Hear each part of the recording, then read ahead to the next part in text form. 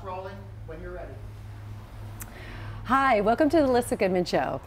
And today I have another really special guest. She's actually a very dear friend of mine, Julie Hovsepian. I bet I didn't say that right. I had to try, but even though you've been a good friend, I do know your name, but it's like hard to pronounce. Yeah, it's hard to pronounce. So Julie actually was part of my branding team who really redid my whole website and really propelled and helped my book get off the ground. I mean, she's really special. So she was in the music industry for like over a decade and traveled around with huge artists. And basically, she got this itch to go into the wellness arena. I think it was a pretty stressful job, and we'll talk about that. But she went into the wellness arena. She put on retreats. She helped me, which was a blessing in disguise. And then she got turned on to energy healing. And now she has become a trained energy healer. And I am so excited for her because the minute I met her, I knew she had this in her. I mean, you just really did. You could tune into people's energy like that. So welcome. Thank you. Julie. I'm so excited to be here with you. It feels so amazing to have you here on the couch with me. I know. And especially when you helped me get off the ground with everything in my business. But tell me a little bit about, you know, the transition for the music business into the wellness arena. Yeah, so I had this incredible career in music for 13 years actually, and it was amazing because I got to work with incredible people besides these humongous artists that made really amazing music that everybody knows. Right. I worked with amazing teams and all my coworkers at Interscope Records. It was incredible, and after 13 years, the universe basically came down and was like, okay, you did what you needed to do here and it's time to move on. And it was an unexpected move. I wasn't expecting to leave the music industry at that time, but it was so strong and so clear what happened. And because you were at the height of your career. I was, really, so. and I was working. That's a big leap. I was, but it was working 24/7 and nonstop, and I actually had no mindfulness practice at the time, so I was just in this state of going. And something happened where I got let go from that job, and it kind of made no sense to anybody at all. Wow. And the greatest part of that was, for some reason, there was something about when that happened that didn't scare me in any way. I was more excited, which made no sense. But I just kept saying to myself, this is my karmic reward in life, and I don't know why. And it was a big lesson in not fearing change, which is, you know, we all do that. We're all so tied to things and cling to what's our identity without this, whether it's a relationship or whether it's a job. And we're afraid of letting go, even though there's something inside of us that knows that there's something better for us out there. And that's a huge lesson. And it basically just came down to just really trusting myself and trusting that I was supported. And I kind of went with it, and I really went with it. I kind of like just put on the wings and started flying. And I mean, it's amazing with no practice prior and really digging into those instincts, having that intuition. So you just followed your intuition. I did, and I didn't even know that's what I was doing then. Yeah. And one of my dear friends ended up connecting me to someone in the wellness industry, Lisa Odenweller, actually, who founded Beaming. And I started working with her and helped her launch her stores, and I started kind of going into this wellness journey and co-founded a company called Birds of a Feather with Candace, and we got to work with you and tons of great brands and did a lot of amazing retreats. So it just started happening, and it was an amazing journey. And you had fun. I had so much fun, right? Yeah, along the way. It was just, I was just learning and soaking it all in and really just going with what felt right. And if it felt right, then I would go with it. And there was That's a good lesson for most people. Yeah, you know. And you know, it definitely wasn't easy. It's when things like this happen, people get, expect for the thing at the end to be in this shiny package with a big bow, and it's not like that at all. It's It was a little messy along the way. It's just a lot of work, and it's, you know, financially you're starting over again. There's a lot of stuff that plays into it, but for some reason, if you have that faith and knowing that you deserve better, and that you have trust in what you can do and what you can offer people, then it just works out. And it's amazing to kind of see that all happen. So you had a huge part in actually part 3 of that. I know, I was so excited that it was such a whim of a thing too to introduce you to Alessandro. And you know, when that happened, when we did that introduction, some people really connected and others didn't connect, but you did, and you took it to the next level. Yeah, so the interesting thing is after I left Interscope, it kind of started opening up where all these people that I would meet in the healing world, all these healers kept coming into my life one after the other, and I wasn't seeking any of them out. And, kept alluding to the fact that I had these healing abilities, and then you were like, meet my healer, and I was like, I am good. I don't need to meet another healer. And you know, you felt so strongly about it intuitively that you created this lunch for us, and then it just kind of all happened from there. And for the last few years, I've been digging really deep into the energy healing space, and it feels so on path, and I love to see how it positively affects all these people. And so thank you. You're welcome. It's been a huge part of it. Anytime to help someone like yourself, and you know, to bring out the abilities that you already had. You know, that journey, you were on that road already. I mean, you could see it. So what kind of things has changed for you in your life? You know, what kind of life do you live right now compared to what you were doing before? I mean, it's pretty different than my music days, for sure. Like night and day? In a sense. I mean, I feel like I'm absolutely still the same person, but I'm just way more present. I realized one of the biggest lessons that I learned, which was a hard one to acknowledge from all those days in the music industry, was that I felt like I wasn't present a lot of the time. Because you were so busy and in your head. Yeah, and you're just so worried about what's happening and everything else and everybody else that it's hard to be in the moment. And realizing that once I left was a big thing, and it's something that's actually really important for me every day now, to when you're with somebody, to really be with them and connect and listen. And sometimes that little tiny bit that makes a huge difference in their life as well as yours. So it's so true. It was a big learning. But in terms of big differences, meditation's been a part of every single day. It has to happen. There's how many times do you do it a day? Once a day. Well, that's not true. On average, I would say at least once a day. Okay. Is there a certain time of day? Every morning. Okay. And in terms of length, it doesn't matter. I kind of just sit and close my eyes, and as long as I feel like I got what I needed, I'm good. I think people get so stressed out about how you're supposed to meditate that instead they neglect it, and it's literally one of the most important things everybody can do.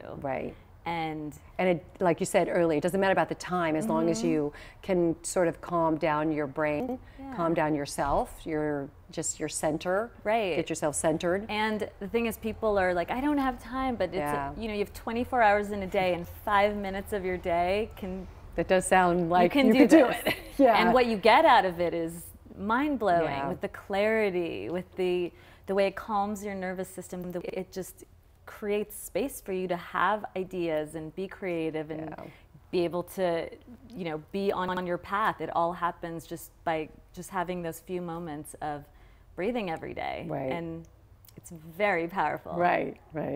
What about manifesting? That's a big thing that everyone's talking about. Do you manifest? I do. And how do you manifest? I have these really specific techniques that I learned through the energy work, actually. It's very specifically doing these visualizations and using light energy to actually really manifest. But I am a huge supporter of any kind, whether people are doing visual, like boards to do it, or just thinking writing about things down. Right. And just being, yeah, journaling is a huge, huge thing that's really powerful also. So really, as long as people, I think the biggest thing is actually taking time to figure out what it is that you want. And a lot of people don't do that. So taking that time and being really clear on what it is that's going to make you happy, and then going from there, as opposed to being like, I want a lot of money, I want love. Right. You know, what are the things that are actually going to make you happy? Right. If you do have a lot of money, what does that mean in your world? How are you going to actually use that to make yourself happy, make the people around you happy? So it's about getting clear on all of that. So how do you teach people when you do privates, right? You do also classes. Yes. And tell me where you teach again. So I'm teaching weekly classes at Guided Light Healing. So, Okay. So Alessandro, my Right. teacher, Giannetti, opened this school, and it's really exciting. It's in North Hollywood, and it's literally all about courses and classes, and it's all led by healers that he's trained, and they're just about helping everybody get on their soul path and Right. feeling good and empowered. And so there's a bunch of different classes led by some amazing teachers that I've grown with in the past few years. And so I'm teaching a few classes there a week, Okay. and a class at Soul Hum Okay. once a week. That's the And Friday one? That's the Friday Okay. evening class. Yeah. And yes, I love then- them. It's been really fun for me to lead these. So they're group energy healings, and Yeah. each week I'll intuitively tune in to what people are needing and basically figure out the class around that. That is fascinating, It because if is. you have a whole group of people, don't they need different things? A lot So- of times you'd be surprised at how often They people come are together going through the same and they thing, go- and yeah. it's just themes of big things that people need to just get help with. Right, and right. And you'll just guide them regardless- through yes. how to do that. Yes. How to help themselves, or how to just get in, like really look inward. Right. So Okay. it's basically through tapping into the energy, Yeah. I'm able to help guide them and help with whatever it is that we're doing that evening or day, and also help them with visuals and guidance so that they can actually connect to it and start to do it themselves in whatever way that makes them feel good. God, that's so amazing. I mean, I feel like, I know for me it's changed my life, as we've talked about many, many times.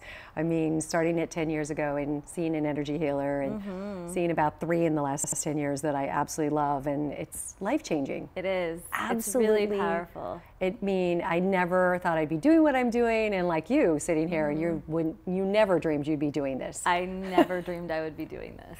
What And do you strangely, see? it feels totally right. Right, right. I know. Which is why it's important for people to actually, just trust that little voice inside of Yeah. you that might, if you've been at a computer all day, but that little voice is like, dance, dance, dance, do it. There's something that's going to come out of that. Right. So it's just about really, again, with meditation as a tool, getting so clear on what it is that your body, your mind is trying to tell you, Right. and connecting to that. Right. And then it's kind of easy after that, because then you feel so supported by doing what you're meant to be doing. So do you feel like you have to have a religious kind of supportive feeling to feel supported? I mean, you said that Not a couple at times. all. It's so interesting. Is it just what's supporting you? So it's anything, to me, it's source energy, and Okay. it's just connecting to literally The universe. Yes. Kind of the greater good. the highest, greatest good you can connect Right. to, and whether it's a religious faith, whatever it is, everybody's going to connect to something that's going to make sense for them, and it all comes down to the same thing. So it doesn't Right. really matter. So it has nothing to do with religion. It's just more about, or it does. It could it's be. Just yes, it could be. Yeah. It's how you connect to it. So it's just about spirituality and knowing that there's something bigger than you, bigger than all of us, that's guiding us through this world, and Right. and that's all it is. And even if that means it's a tree or a star, whatever that makes you feel like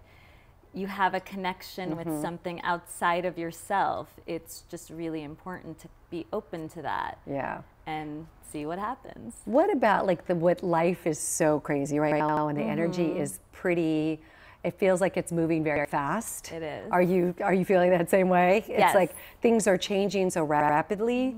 Are you finding people a little more off balance, or just needing a lot more guidance, a lot more hand holding? It's been fascinating to kind of watch what's going on. There's a lot happening, and especially politically, but there's the reality is that there's always something happening. You know, whether it's so it's not anything new right now that we're seeing. It's heightened for sure in terms of that specific part, but there's always something, and whether it's so personal and it's something that's happening just in your family or just with your work or natural disasters or what, there's always something that people are gonna get, you know, kind of pushed with. And again, that's why the mindfulness practices in whatever way that you find that works for you is so important, because instead of letting everything affect you so intensely, you're able to kind of get clear, and instead of being super reactive, you're able to actually think through and say, okay, how can I work with this situation and get through it and help others get through it, which is also a bigger thing. I know, and people are like finding that I feel like if they don't have this mindfulness, or they aren't connected to a greater good, that things are happening to them that they don't really love. Right. So they're almost being pushed to that direction. That they have to kind of look. Yeah, and a lot of it also comes down to self-love and yeah, huge. Which is a huge part of all of it. It's literally the core thing that connects everything that happens in every aspect of your life, whether it's financial, whether it's mental, whether it's physical, it's all related. So if you're not taking that time and filling yourself, you know, you could be helping yourself as well as 100 people, as opposed to just trying to like breathe. So it's really important to try and get to a place of self-love and fill that. Figure out what it is that nourishes that for you. To just be happy. That's, wow. I mean, I can't wait to take your class. Thanks. I'm so excited. But so I ask all my guests if they had to sum up their mission in one word. What would yours be? Ooh, in one word. I mean, the word golden. No one's ever said that. Like, they've said love, you know, self-love and meditation and mindfulness, but wow, why golden? Golden has just been something that's just been coming up for years for me, that word, and it just, to me, feeling golden is like the end all. That's where you want to get, and it's specifically for me, my website is In a Golden State, and it's specifically about living in your light. And whatever that means for you, it's about, you know, living with integrity and authenticity and love. And if it starts from there, then like the rest could be good.